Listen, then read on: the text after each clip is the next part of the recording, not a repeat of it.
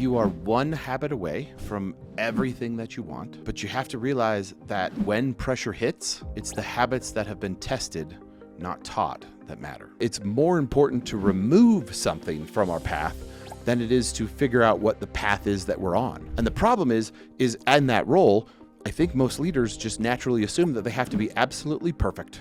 Like greatness is in there.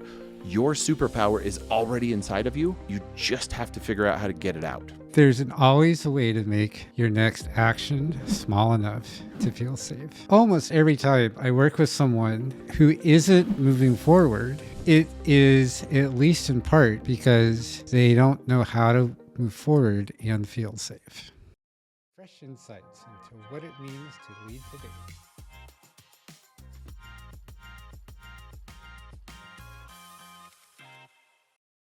Whether you want more innovation more easily, you're feeling burnt out or overwhelmed, or you simply know that something isn't quite the way you know it can be, you are not alone. I hear the same from leaders every day. On Uncommon Leadership, we explore aligning personal fulfillment with business success, creating authentic teams, and cultivating the resilience, adaptability, and ease necessary to move beyond simply surviving today's challenges into thriving. I'm Michael Hunter with Uncommon Teams, and today we'll uncover fresh insights into what it means to lead in this world today. Joining me is Christoph Merrill. Christoph is your resident habit freak. He's not just dabbling in habit science, but on a mission to turn you into the superhero of your own story. He helps you unlock your superpowers with a fusion of groundbreaking research and real-world smarts, tailored to craft habits that transform you into your best version. Working together, he helps you create the habits you need to unleash your inner superhero.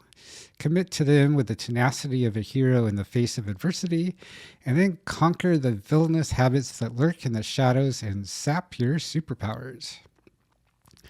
Christoph warns that this experience is exhilarating, life-changing, and can even be a bit addictive. And I completely agree. Welcome, Christoph. Oh, Michael, thank you. I'm happy to be here. When did you first recognize that integrating your whole self, bringing that into everything that you do, might be a valuable approach? So I'm gonna back up just a little bit. So I was adopted at birth, and because of that, I looked different than my parents. I had a wonderful set of parents who adopted me, but I didn't look anything like them. And because of that, I think I was, from a very early age, aware that I, kind of the old, the song is playing in my head, but I can't remember where it was played on. One of these things does not look like the other. And that self-awareness, I think in my early youth, was a form of rebellion, was a wonderful, I'm different than you, you're different than me. And it really kind of matured into realizing, whoa, okay, like being self-aware, ultimately, no matter what conditions, no matter what scenarios, no matter what, kind of goes on in your life, pressure is added from all sides, from all places, and sometimes from at all times. It's never ending. You feel like, whoa, I just can't catch a break.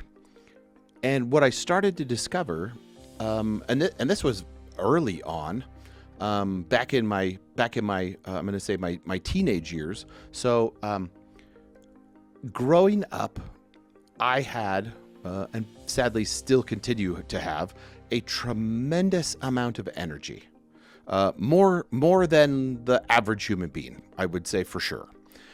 So my mother, being an amazing negotiator, decided it would be a good idea to enroll me in not one, not two, but 3 soccer teams. in the same season. So it sounds funny, but it did wear me down. It did wear me out. I had on multiple days, I would have, multiple practices, and almost every Saturday, I would have at least 3 games. The funny part was some Saturdays I'd actually play my own team. So therefore, like, I'd, be wearing one shirt, and then, halfway through the game, I'd have to run over and do the other shirt. And so that energy, right? So that continued later in adolescence when she put me on a swimming team. And when I got on the swimming team, I kid you not, my high school swim coach, his last name was, drum roll, you know where it's coming, Larry Swim. Like, I wish I was making this up. Like, he could not have been a gymnastics coach with Larry Swim as the last name, right? Like, he was foreordained to be a swim coach of some point. And it was at that moment, kind of going through that, where I could have just been a total idiot kid. And talent and skill wise, I was wickedly talented. And he, with a little bit of force, was able to kind of rein in my focus. And he pulled me aside one day, and in the high school they had, kind of like one of those big giant boards in the, I'm going to call it natatorium, but it was just a swimming pool. And on it had the school records. And he was able to kind of narrow in my focus or get me to focus, I guess, on 3 goals: the 50-yard freestyle, the 100-yard freestyle, and the 200-yard free. And he basically, it was very apparent when he made me kind of, what my goal for you is I want you to look up there at those names of the boys that have come before you, and your only goal is to swim as fast as you can to take their name off of the board so your name lives on, forever. Because some of them, the name had been up there for, 20 years before I got to the high school. So like, wow, they were going fast.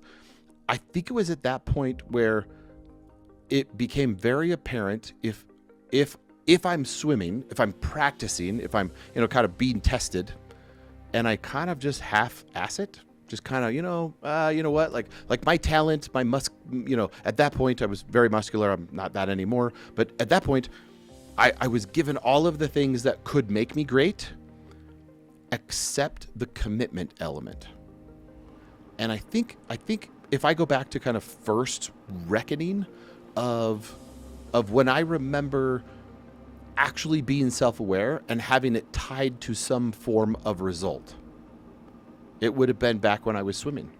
When I recognized and realized, wow, we did, effectually 2 a day. So we'd swim in the morning, then you'd go to school all day, and then after school you'd go back and you'd swim, and then some of the days you'd end up weightlifting after swimming, or you'd weightlift during the day, depending on how the school schedule goes. So, I mean, it was all-consuming, and I could have just gone by with whatever, but I started to enjoy getting faster.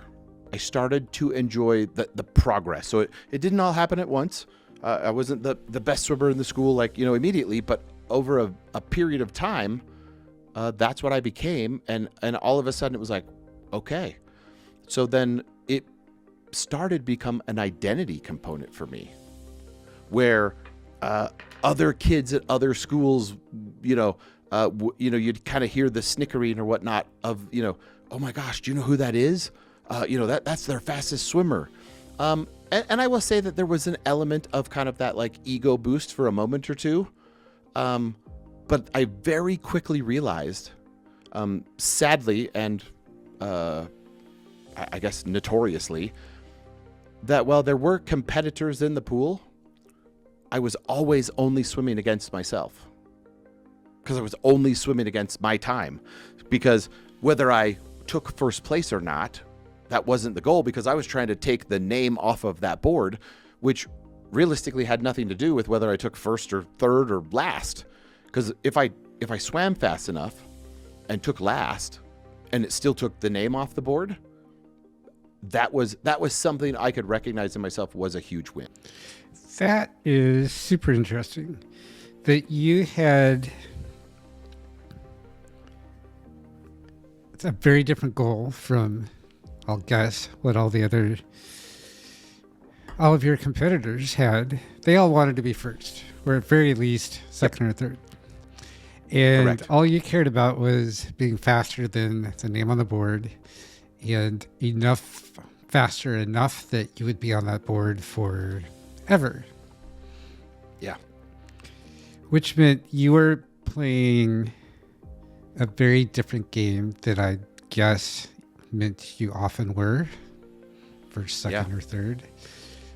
Mm-hmm. But it didn't matter, which made it probably even easier for you to be there. But it didn't matter because that wasn't your goal. How has that translated through the rest of your life?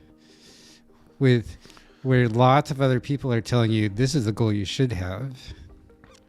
Yeah. To answer that question, I want to pose a question to you if I can, to kind of start that answer. Does it matter whose goal it is? It doesn't matter whose it is. It matters whether it fits for you. Oh, I would agree with that 100%, right? Kind of whether you accept the challenge or not, right? There were many times where I would love to stand here proudly, puff up my chest like a peacock and blow my tail out and, be all fancy and say, oh, wow, I was awesome at this. Like, since I learned this one lesson, like my life is no, I wish. I have struggled with imposter syndrome, self-doubt,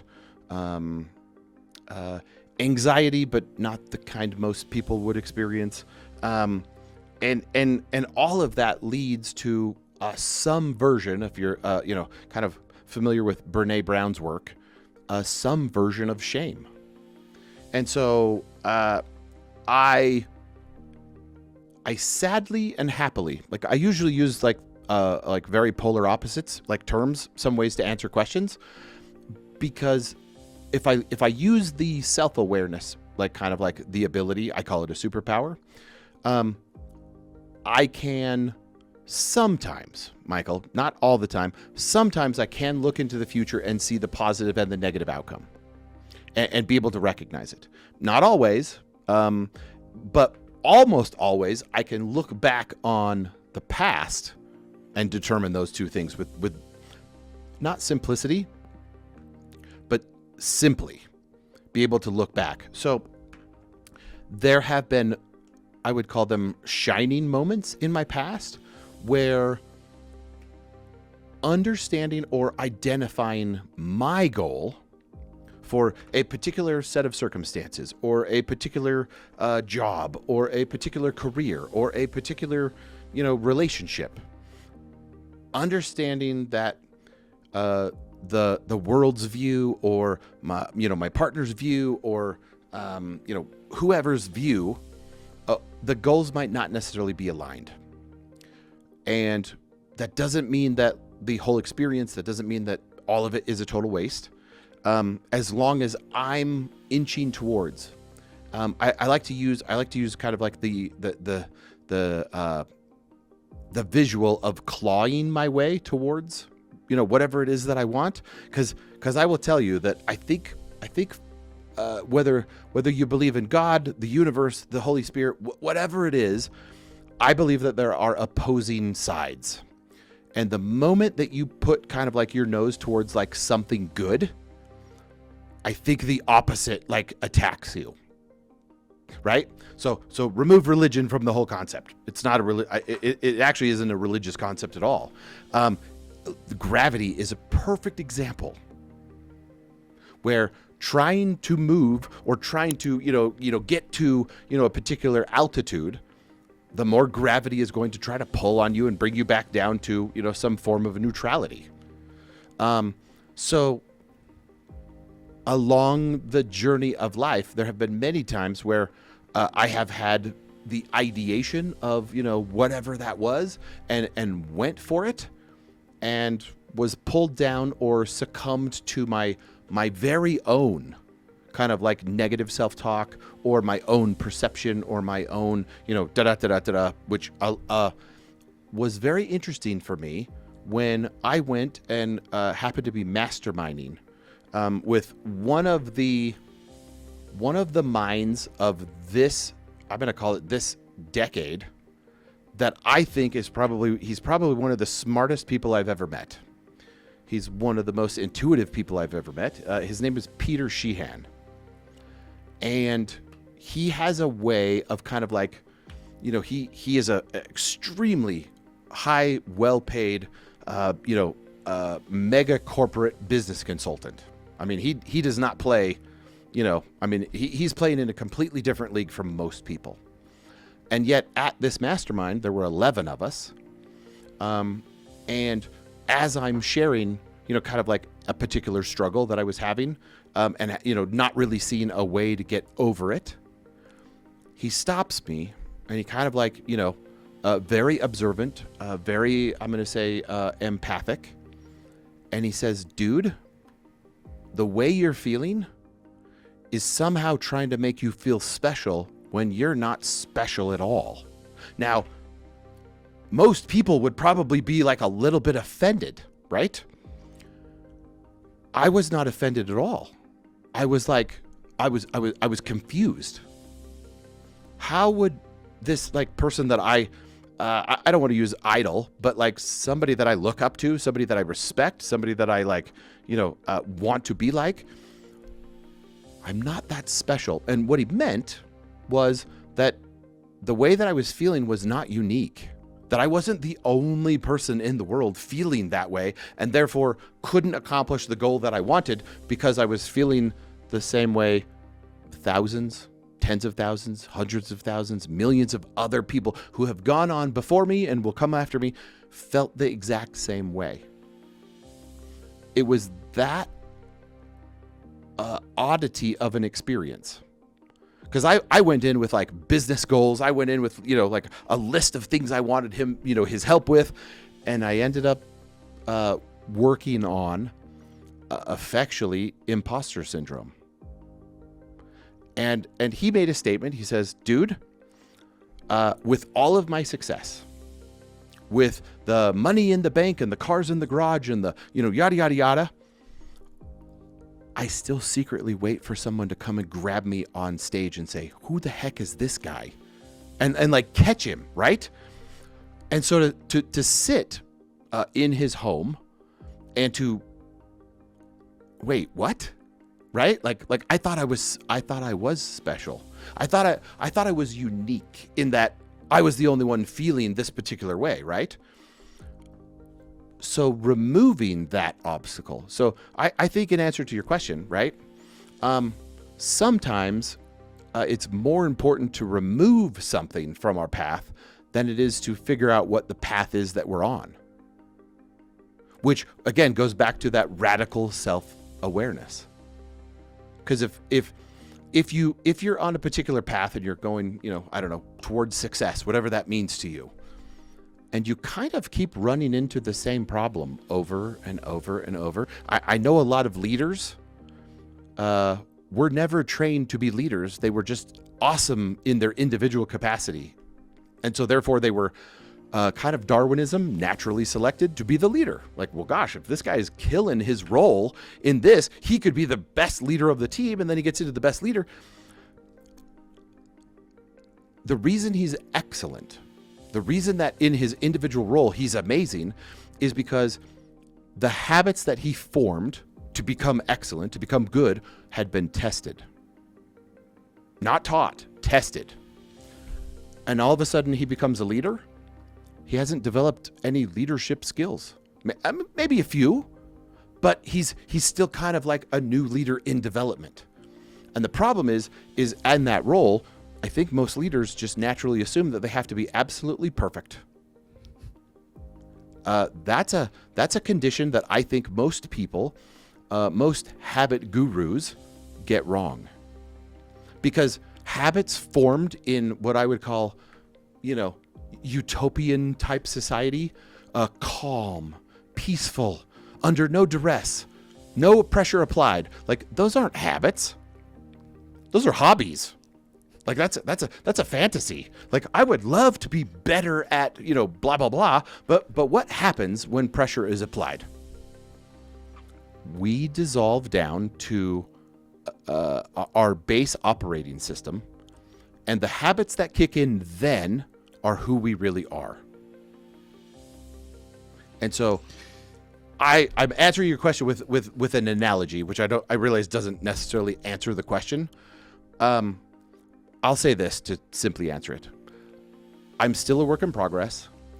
I do now, I didn't always, I do now have I feel like a boat in the ocean.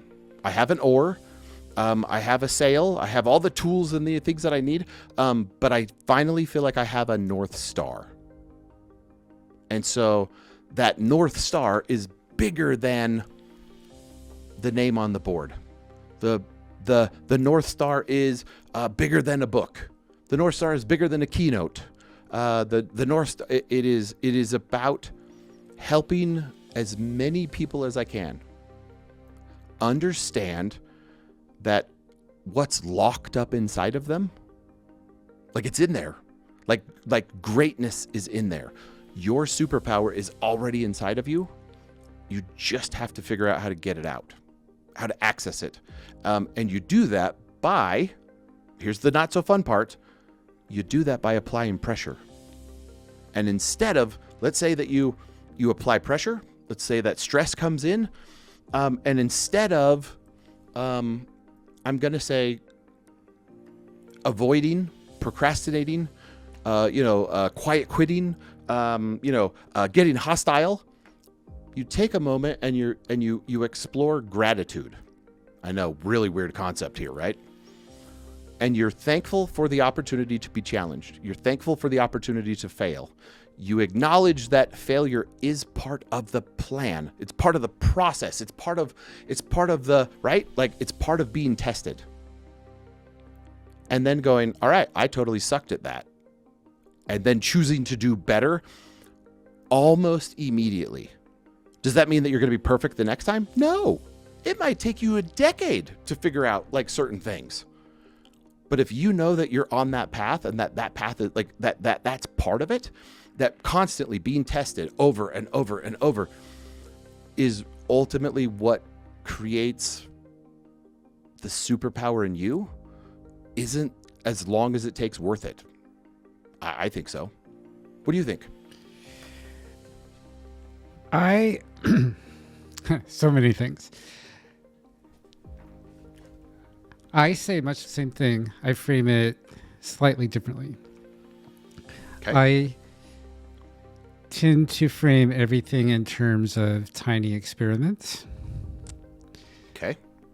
Tiny, because there's always a way to make it small enough to feel safe. Mm-hmm. And experiments... Ooh, say that again. Whoa. Hold on. Say that again. That was gold. Stark and Michael will say that again. And then Michael, who knows what you really mean, will say, there's always a way to make your next action small enough to feel safe. Almost every time I work with someone who isn't moving forward, it is at least in part because they don't know how to move forward and feel safe. Okay. One of the wonderful things about the metric system is there's a word for every smaller increment of measurement. If you think you have a nanometer step, we could go smaller, and we've got a name for it. For as many decimal places off to the right as you want to go, as you need to go to feel safe. And none of them are better than any other. If you are moving in picometer steps, great. No one says you have to move in kilometer steps or even nanometer steps. Then the second half that is, thank you. Experiments don't succeed or fail. They just give us data. Another common reason I find that we don't want to move forward is we're caught in that imposter syndrome, perfection monster, someone, something. We have learned that we have to be perfect in order to take action. If we're not perfect, we're going to fail, and then bad things happen. But if it's an experiment, there's no way to fail, because no matter what we do, we're going to have data. If we do that action, it turns out the way we thought it would. We know that we did that. What we thought would happen did. If we take that action, it turned out in part or completely different, then we learned that. If we are not able to take that action at all, and so we just stand there, we learned that we're not ready to take that step for some reason. That we can't help but learn data that will help us know what to do next. And there's no success or failure. It's just, did we get data? Yes, because we had to get data. There's no way not to get data. Therefore, there's no way to fail. Therefore, we must always be succeeding. Therefore, why not just go do all sorts of crazy things and find out what happens? Because there's no judgment. I love and hate what you're saying. That's great. I love the aspect of the failure is not like failure. The experiment might have failed, but the experiment isn't over. That you're still collecting data. That the goal, right? The goal of the experiment wasn't to succeed. The goal of the experiment was to figure out how it didn't work, because then it removed all of those obstacles from the path. I would say it a little bit differently. We think we failed because we think we fail because we believe the expected outcome is what we expect to happen. When in fact, the expected outcome is that we do something and we discover what happened. And then we decide how to take that new knowledge to determine what to do next. Okay. So I'm going to come back to your original hypothesis, or your original theory, where tiny experiments, right, can always be notched down. I realize I'm putting it in my own words. Can always be notched down to the point at which you feel safe. How does that work in a, I'm going to say, corporate, publicly traded, competitive business, where all of the pressure that is being applied from all sorts of, from AI, from the economy, from, tariffs, from, geopolitical, like, on and on and on and on. Where does safety play a role? Rename safety to risk, and it's all about risk. The more publicly traded companies, stockholders in broad generic terms want one thing. They want stock to go up so that they have more money. Stock will go up for all sorts of reasons that we really have no control over. What we do have control over is the story we tell about why we are doing what we're doing.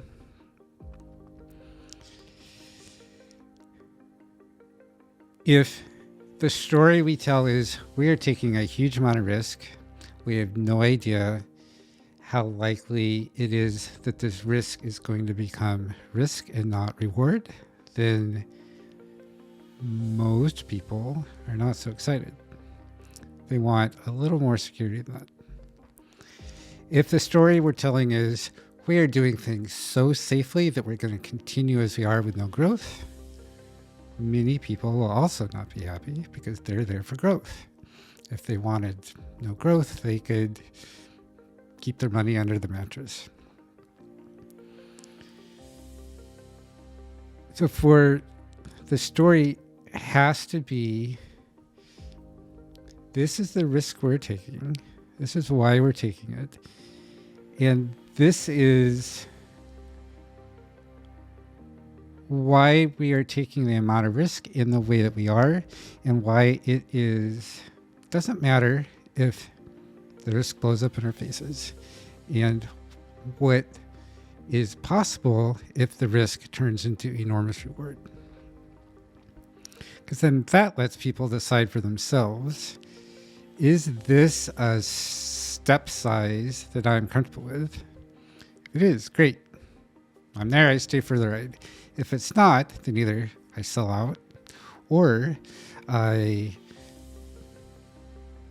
do what I can to change that decision. Which in itself, right there, I'm making the same calculation for myself. What is the risk I'm willing to take on for the reward of getting them to do things the way I think it should be done? And this isn't just publicly traded companies, by the way. This is every company, for at least whoever else is involved in making that decision, which may be other members of the board, other members of the executive team, is probably some, if not all, probably always all in reality, of the employees at the company, because they're the ones who are, you can't do this all yourself, or you'd be a one-person company. So you have other people because they do things you're not able or willing, or have the time, skill, something else to do. So if you want to take your company wherever you are in the organization in a certain way, you have to get everyone else on board. And it's the same story. Mm-hmm. This is why I believe this is worth doing. This is the potential downsides. This is how I've mitigated those potential downsides. And this is how we're approaching it.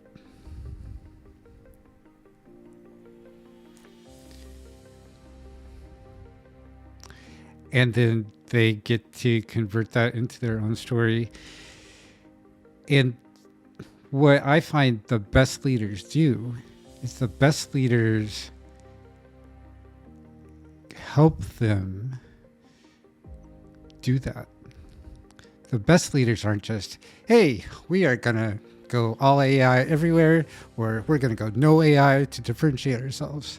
The best leaders explain the strategy, and then they say, and this is how I understand it to translate into your frame. You engineer who just started yesterday, this is what it means. You marketer who have been here since the day we founded the company, this is what it means. You person who cleans up our building for us, this is what it means. You, my fellow executives who have been arguing with me about this for however long, this is what this means for you. This shows that you understand them, that you care about them, and that you are doing your level best to flex yourself into their frame and not forcing them to flex into yours. That builds so much trust so fast.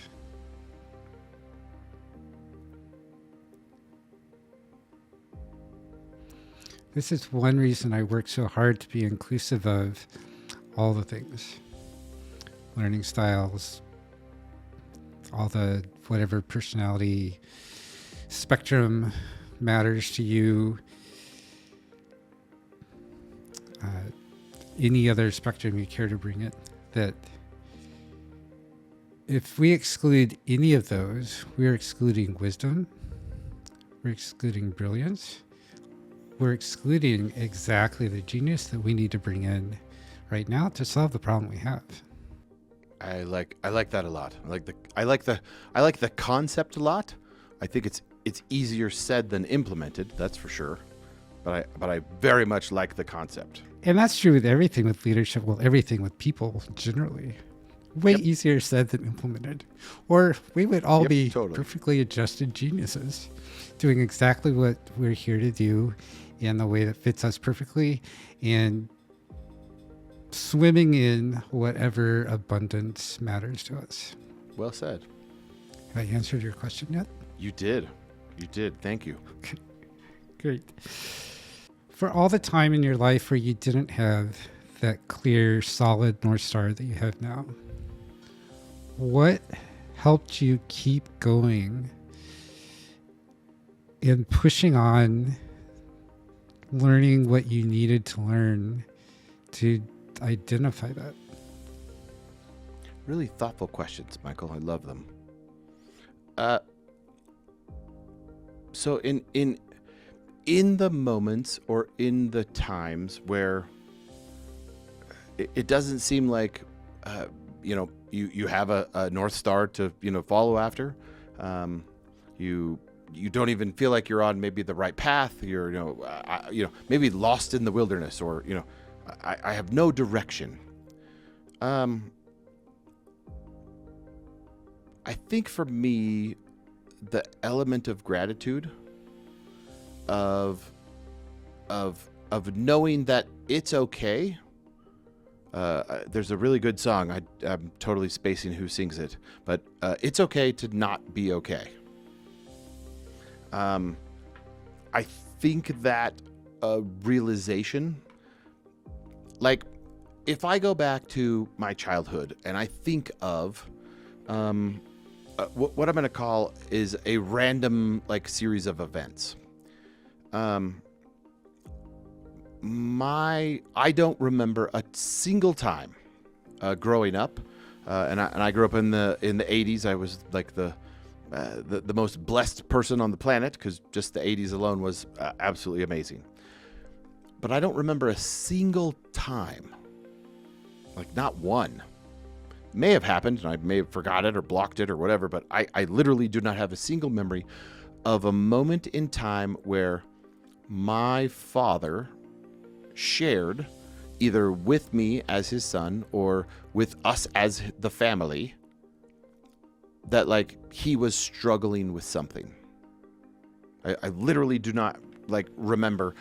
It was all more of suck it up, men don't cry. Just because you don't have it figured out doesn't mean you have to stop. It was very intense and hardcore. And I remember, so I have 4 kids, 3 of which are absolutely amazing. And I always say that because it always rotates which one is not being amazing that day or that moment. And I never can figure out which one it is. So I remember the whole ordeal or the whole experience of the birth of my son. And I remember, they had prepared us semi-well for kind of the hospital experience. They had prepared us semi-well for the growth experience, or my wife's rando cravings. There were books on it. There was knowledge, there was wisdom, there were videos, whatever. The odd thing is I think I spent a lot of time kind of preparing for the birth of my son, but I never spent any time preparing to be a dad. I don't remember at all. What I do remember is my wife gave birth to our son, and we stayed in the hospital, I'm going to say 2 days. And then they could care less if I could take care of him. They could, and them meaning the nurses and the doctor in the hospital, they basically were only solely worried about whether I could put the car seat in properly, and that it would protect the child once we were leaving or had left the facility. And I remember thinking, you can't possibly send me home with this thing. I have no idea what I'm doing here. No clue. And just as, as he got older and he learned to walk, there was a substantial amount of failure. Like so much so that I'm surprised that humans as a species are actually like kind of like replicating their own existence. I'm surprised we haven't died off like decades ago, because there's so much unknown that reading a book can teach you, skills or whatever, but it can't prepare you for like what it actually means to be a leader. And I'm using leader as in my own family. Whoa. So in moments like that, which is, I think, kind of like a different example than I'm sure you were expecting, which is usually my goal. But B, kind of stark enough to where it's the Dory swimming, slogan. Just keep swimming, just keep swimming, like as foolish and as stupid as that is, I think the idea or the concept of when I did not have a North Star, when I was quote unquote adrift, the idea or the logic of, well, just keep going. Like at some point it will become clear, where it is you're supposed to go, what it is that you're supposed to do. But that never negated, back to your analogy of the, kind of like the experiments to get data. Okay, do I like this career path? Do I like, do I like this, do I feel confident in, learning to sell? Do I feel confident in learning to lead? Do I, and really coming back to gratitude of, I'm just thankful for the opportunity to try and not get it right. Like that was, if I were to go back and kind of pull one lesson out of my history as a swimmer. I got to the point where my start, the jump off the blocks, was the absolute best.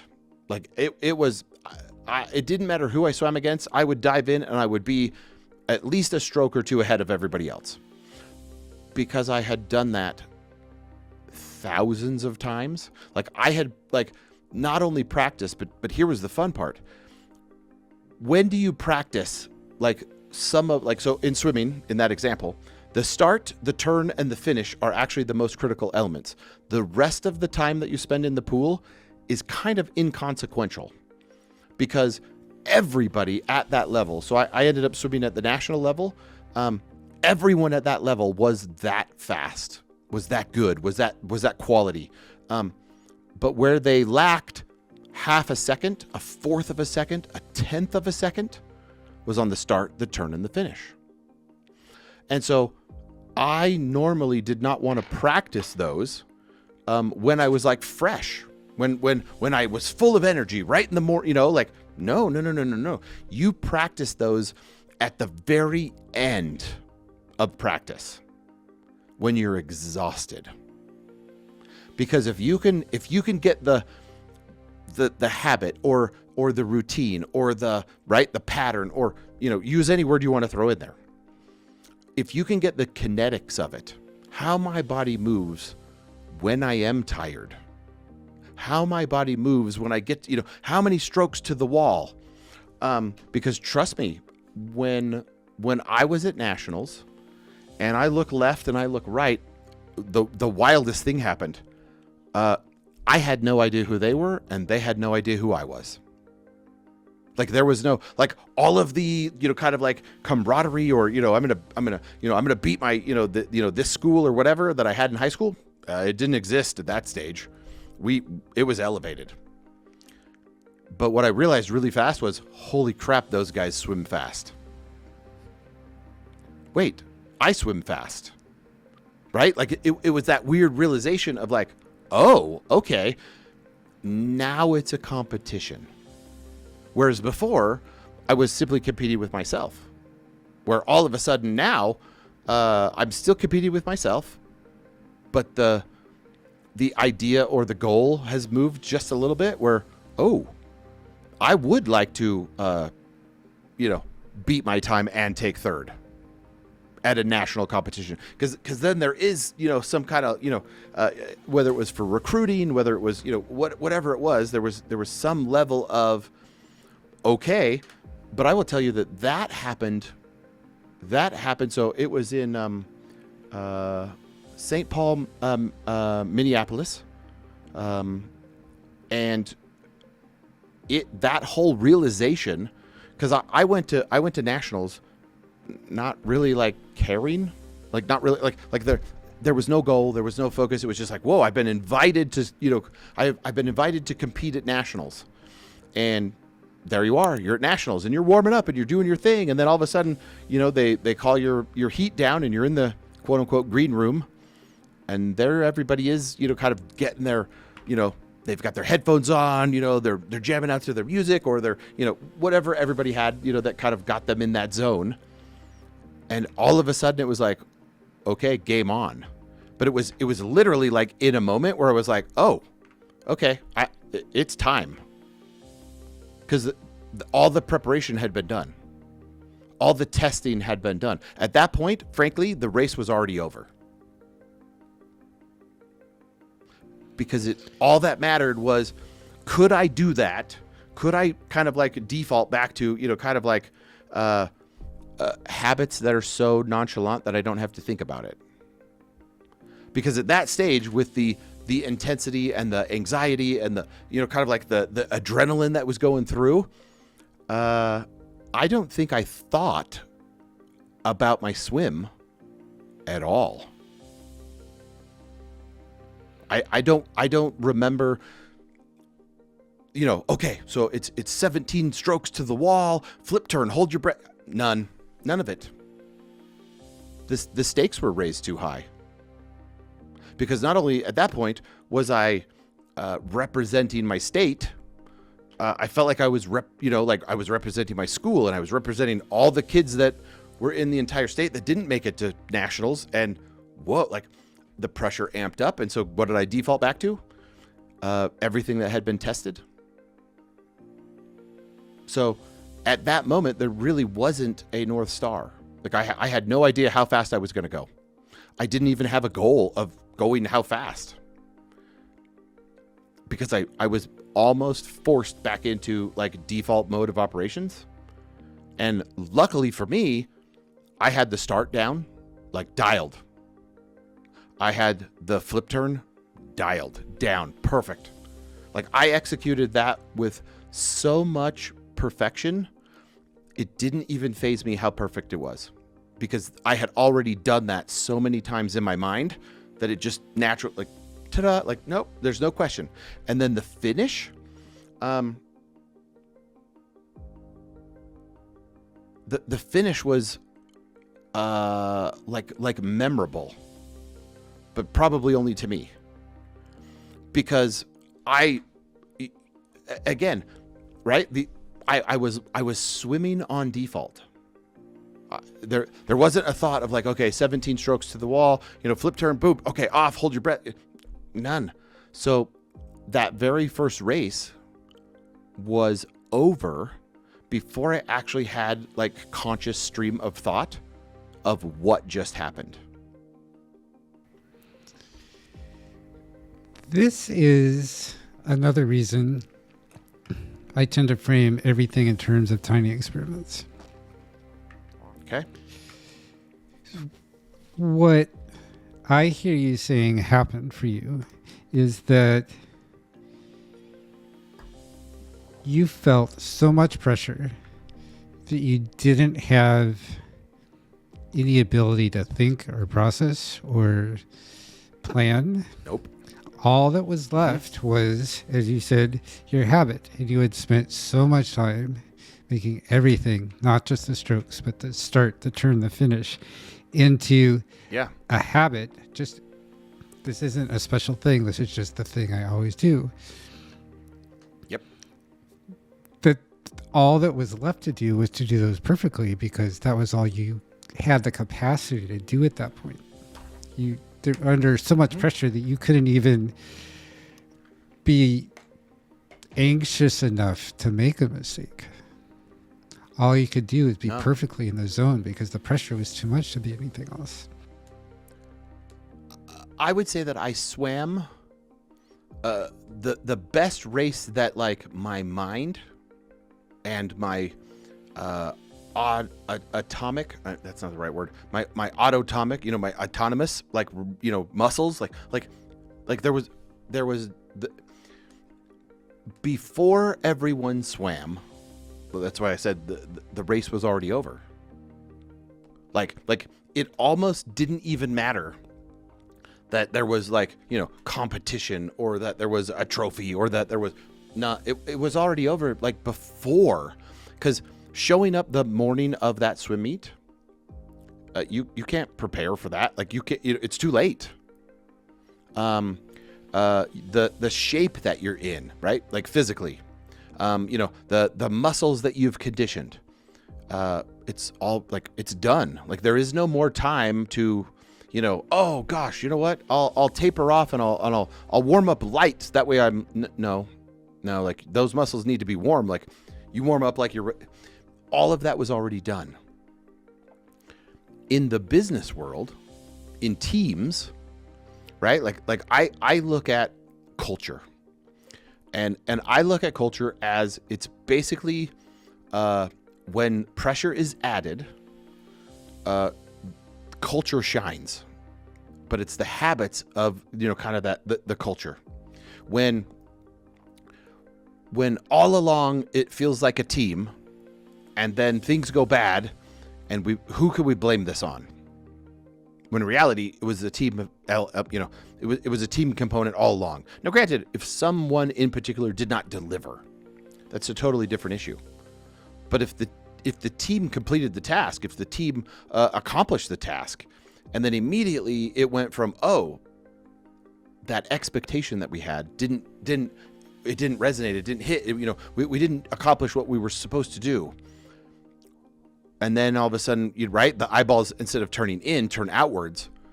Well, that's the culture you've had all along. That's the culture. That's the culture that everybody kind of knows, that no matter how many, root beer float Sundays you guys do, on Fridays, or, Freaky Shirt Friday, or whatever, hot dog bar, churro bar, outings, whatever. That's great during great times, but knowing that I'm going to say team member not only has my back, but that I can expect the very best from them because I've watched them be tested. So when the pressure does add up to like, whoa, right? You're not running around the entire time being a firefighter as a leader. You get to step into that role and watch your team thrive. And then you get to step back and basically point them all out and be like, dude, look at this team. You got you, and acknowledge. And it's not about it's not about the leader. It's the culture in which that whole environment was, kind of prepared. So let me ask you a tough question, because this is actually something I've been like I've been toying. I call it noodling. Would you say that in some aspects, a leader's almost responsibility is to apply enough pressure for the habits of their team to be tested, not break, but be tested, so that way they know what they have when they need them most? Is that too far-fetched of an idea? Because again, I'm not trying to say that like, you're supposed to go out there and like, whip people and beat them with, sticks, and apply pressure, but isn't a leader's role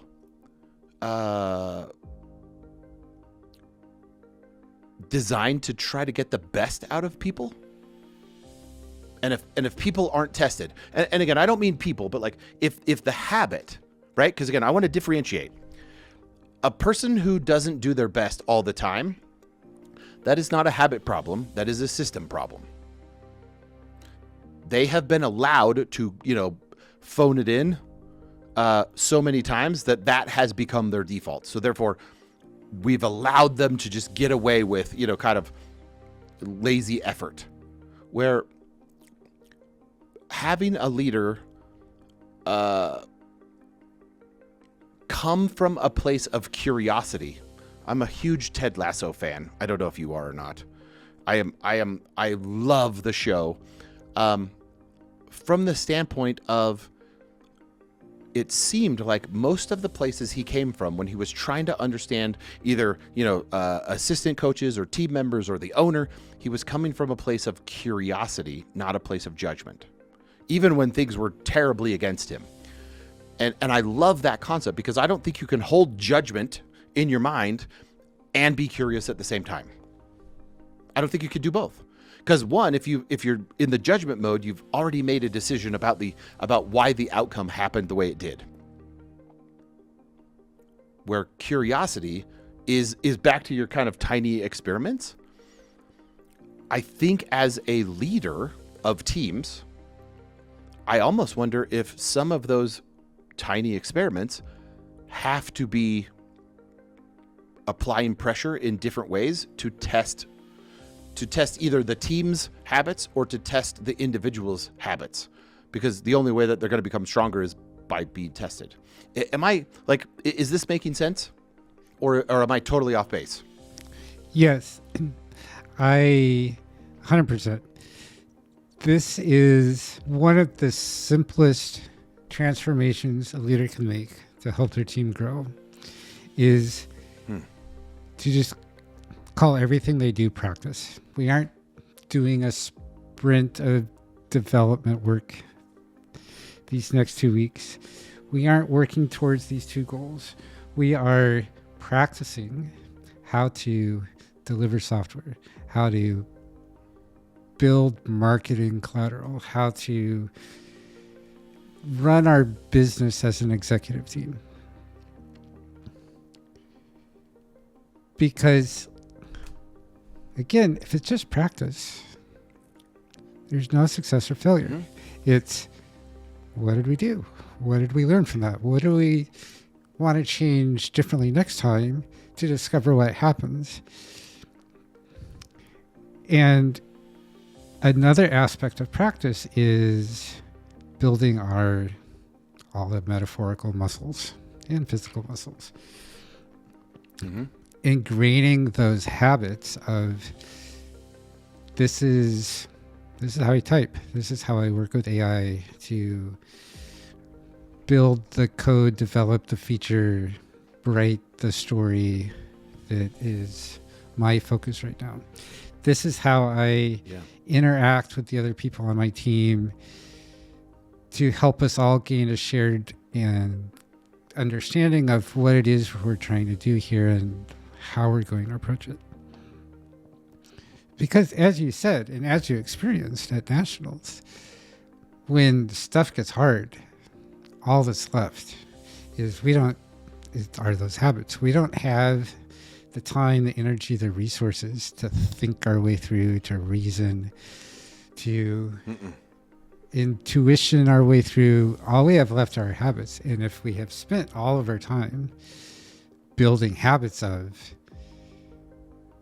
this is what I do when I feel stressed, to reset and to reconnect with my logic, my intuition, my sources of wisdom, the people, and other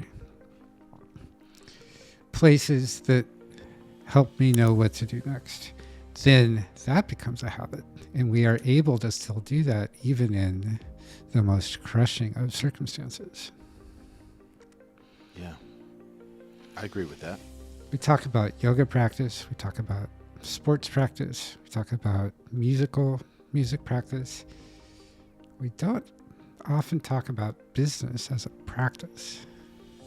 If we want business to really succeed, then we need to approach it as, this is a thing that I'm just here to practice.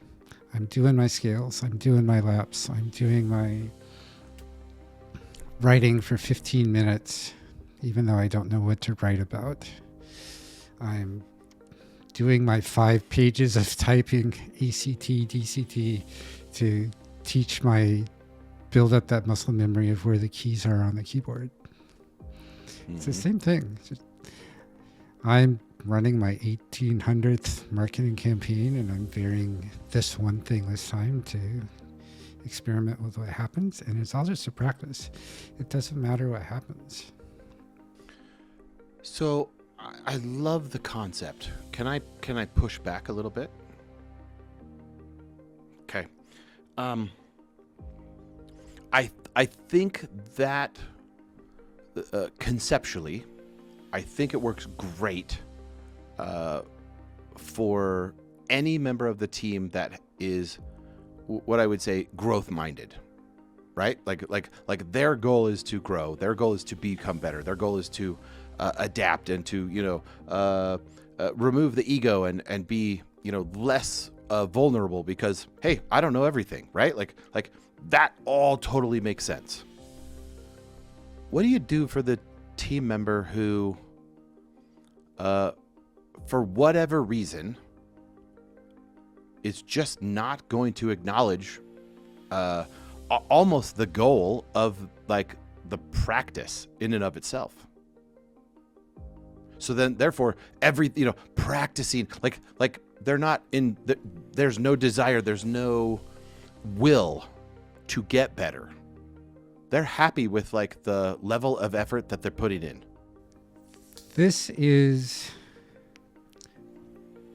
one example of reframing in terms of their context. There is something that they care about. Okay. Probably more than one thing, but there's at least one thing that they care about, that they would do anything in the world to make happen. If we have a conversation with them to understand what that is, then we can help them understand that what we're asking them to do, how that fits, how that moves that along. And if it turns out, which I've never seen happen, but if it happens to turn out that there is 100% negative alignment between what they want and what you're asking them to do, maybe they're not the right fit for that particular task, for that role, for your company. And maybe you're doing, each of you, the best thing that you can do by helping both of you recognize that this is the case and then mutually deciding how to move forward with it. Okay. If they can't get another job for whatever reason and they can't just quit, and so they have to stay there in that job, then they have incentive to work with you to find a way to make it work for both of you. If you, as the leader, are willing to have a conversation and work through that, then you're way more likely to get useful outcomes out of that conversation than if you just go in and say, this is what you got to do. And they say, I'm not willing to do that. I'm not willing to leave either. So I'm stuck between two rocks. And they become that hard place for you for as long as you're there. Yeah. I thought that was a great answer to that question. Thank you. Thank you. And this has been an amazing conversation today, Christoph. What would you like? Well, two things. First, for everyone who loves everything that you're talking about and would like to follow up, work with you perhaps, what is the best way for them to connect with you? Easiest way is to simply go to my named website, christophmerrill.com, or which most people prefer to do is you can go to habitfreak.com. And that'll lead you back to me. You can find me on all of the socials, all over there. And more so than anything, I would love to continue the conversation. Because I think, Michael, you and I,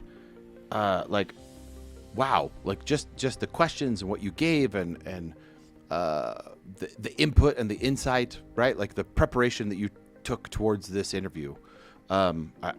It's been awesome. I've thoroughly enjoyed it. So thank you so much.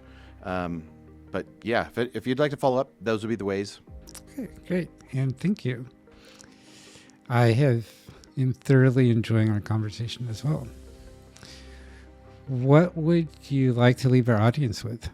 If all I got to give you was one simple piece of advice, if all I got to leave you, if the only thing that you heard from this entire interview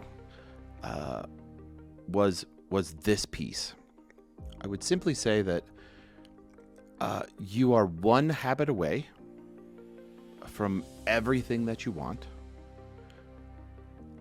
but you have to realize that, like, when pressure hits, it's the habits that have been tested, not taught, that matter. Wise words to wrap up with. Thank you, Christoph, for joining us today. You're welcome. And thank you, audience, for joining us today. Christoph and I would love to know, what habit are you testing a little bit today? Thanks, and have a great day.